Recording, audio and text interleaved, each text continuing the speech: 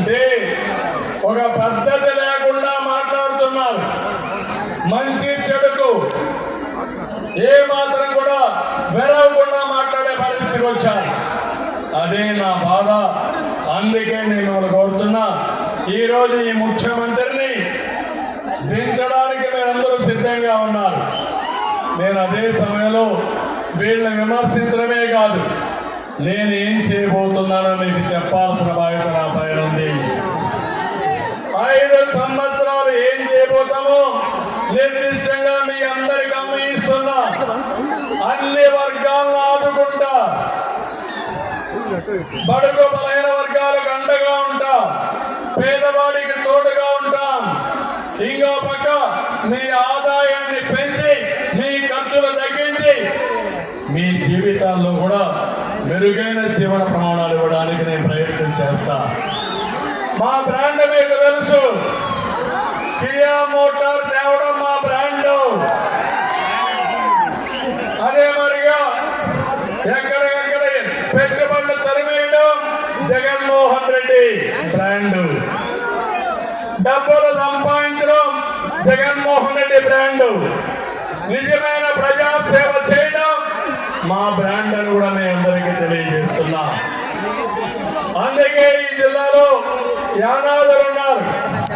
నాకు దగ్గరగా ఉండేవాళ్ళు చూస్తే పేదవాళ్ళు ఎక్కువగా ఉండి వాళ్ళలో యానాదులు ఉన్నారు.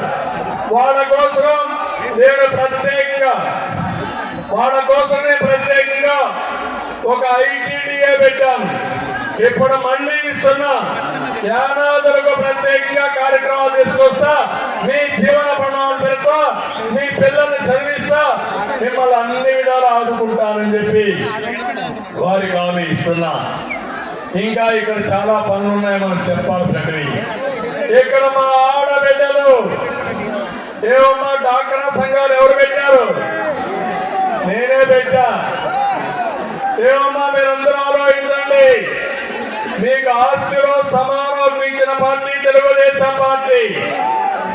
మీ పిల్లల్ని బాగా చదివించి ఉద్యోగాలు ఇప్పించిన పార్టీ, ఉద్యోగాలు రిజర్వేషన్లు పెట్టిన పార్టీ తెలుగుదేశం పార్టీ.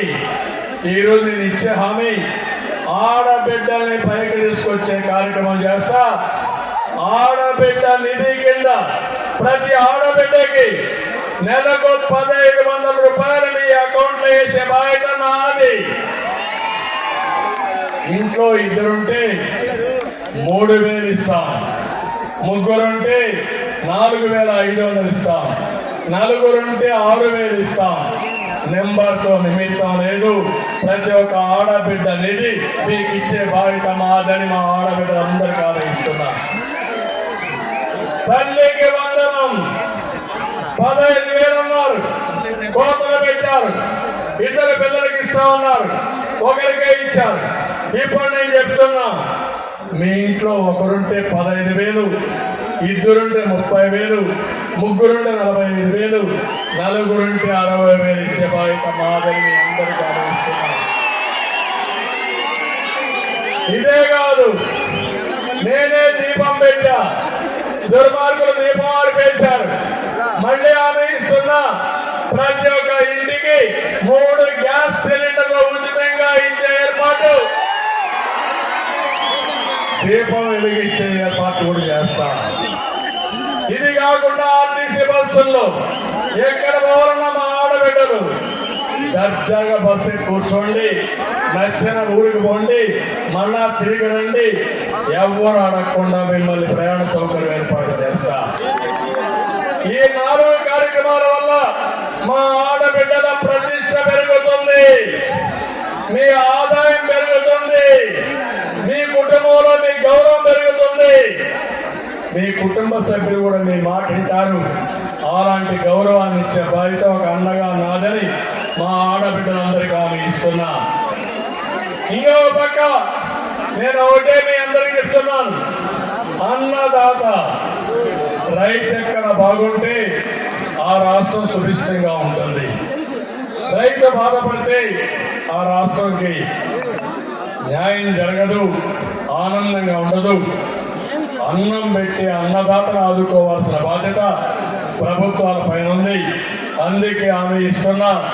టెక్నాలజీ ఉపయోగిస్తాం, వ్యవసాయాన్ని లాభసాటిగా చేస్తాం. అదే మాదిరిగా ప్రతి ఒక్క రైతుకి 20,000 రూపాయలు సంవత్సరానికి ఇచ్చే కార్యక్రమానికి శ్రీకారం చుడతాం. గిట్టుబాటు ధరలు ఇస్తాం, సబ్సిడీలు ఇస్తాం. అన్ని విధాల రైతులు ఆదుకునే బాధ్యత మాదని మరొకసారి రైతులకు విజ్ఞప్తి చేస్తున్నా. యువగడం ఇప్పుడే ప్రభాకర్ రెడ్డి గారు చెప్పారు, యువత ఒకటే హామీ ఇస్తున్నా, 20 లక్షల ఉద్యోగాలు కల్పించే బాధ్యత నాది 5 సంవత్సరాల్లో. సంవత్సరానికి 4 లక్షలు డిఎస్సి, మెగా డిఎస్సి తొలి రోజే పిలుస్తాను.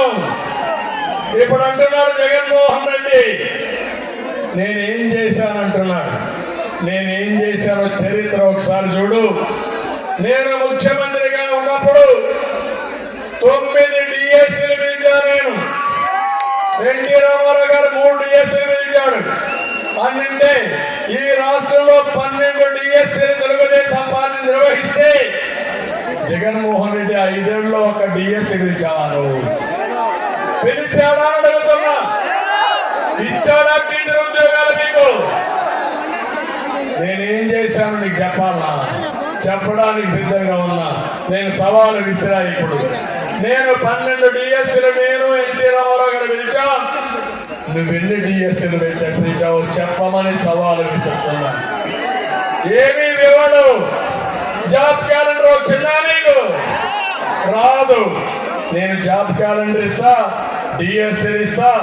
మీ ఉద్యోగాలు అమ్ముకున్న దుర్మార్గుడు గ్రూప్ 1 సర్వీసులు ఈ జగన్మోహన్ రెడ్డి డిఎస్పీని, ఎస్పీని అమ్ముకున్నాడు. చాలా దుర్మార్గంగా చేశాడు. ఇంకో పక్క 3,000 రూపాయలు నిరుద్యోగ వృత్తి ఇస్తాను.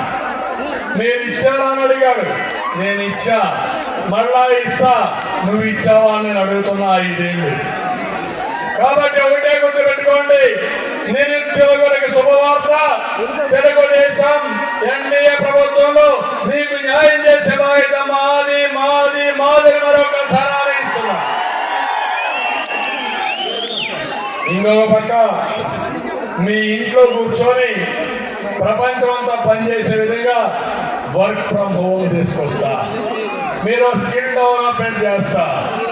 అవసరమైతే మండల హెడ్ క్వార్టర్లో, కావల్లం టౌన్ లో మంచి వర్క్ స్టేషన్లు కట్టి, మంచి ఆఫీసులు కట్టి, ప్రపంచంలో ఉండే అన్ని కంపెనీల్ని అనుసంధానం చేసి మీకు ఉద్యోగాలు ఇప్పించే బాధ్యత నాది. కానీ మీలో కూడా ఒకటి ఆలోచించాలి. 45 రోజులుంది. ఎన్డీఏని గెలిపించేదానికి ముందుకెళ్ళండి. ఈ నియోజకవర్గంలో మీరు ఒక్కసారి చూస్తే 3 పార్టీలు కలిసి వచ్చాయి. 3 పనిచేస్తున్నాం. ఇక్కడ మాత్రం 2 తెలుగుదేశం పార్టీ అభ్యర్థులే ఉన్నారు. గెలిపించే బాధ్యత యువత తీసుకోండి. మీ భవిష్యత్తు బంగారు భవిష్యత్తు చేసే బాధ్యత నాది. ఇంటింటికి మంచి ఇస్తాం. బీసీలకు రక్షణ చట్టం తీసుకొస్తాం. పేదవాళ్ళందరినీ పేదరికం నుంచి పైకి తేవడానికి ప్రత్యేకమైన కార్యక్రమం తీసుకొస్తాను. పెన్షన్స్ ఒకటే చెప్తున్నా, పింఛన్లు తీసుకున్న వాళ్ళకి ప్రారంభించింది ఎన్టీ రామారావు గారు. 200 రూపాయల పింఛను 2,000 చేసింది ఎవరి తమ్ముళ్ళు అని మనం అడుగుతున్నాం. అది కూడా ఈ ముఖ్యమంత్రి అబద్ధాలు మాట్లాడుతున్నాడు, అసత్యాలు మాట్లాడుతున్నాడు. 200 ఉంటే ఒకటేసారి 1000 రూపాయలు చేసి దాన్ని 2,000 రూపాయలు చేశాను. ఈ రోజు హామీ ఇస్తున్నా. ఈ రోజు ఆ పింఛన్ 4,000 రూపాయలు చేసి మీ ఇంటి దగ్గరనే మొదటి తారీఖునే మీకు ఈ పింఛన్లు ఇచ్చే ఏర్పాటు మేము చేస్తామని మీ అందరికీ హామీ ఇస్తున్నా.